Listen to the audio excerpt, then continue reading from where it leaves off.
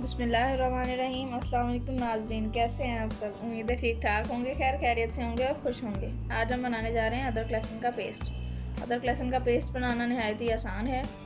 آج کل مارکیٹ میں ملنے والا ادرک لہسن کا پیسٹ قیمت میں تو بہت زیادہ ہوتا ہے، لیکن معیار میں انتہائی گھٹیا ہوتا ہے۔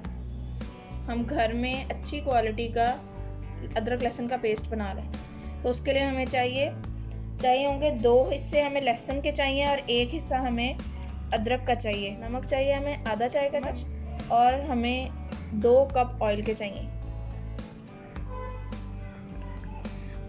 اب ہم ان تمام چیزوں کو گرائنڈر میں مکس کریں گے۔ گرائنڈر ہر گھر میں اویلیبل ہوتا ہے، اس لیے ہم اس سے آسانی سے ادرک لہسن کا پیسٹ بنا سکتے ہیں۔ 1.5 کپ ہمیں چاہیے لہسن اور 1 کپ چاہیے ہمیں ادرک، تو ہم اسے گرائنڈر میں ڈال کے اب اچھے سے گرائنڈ کر لیں گے۔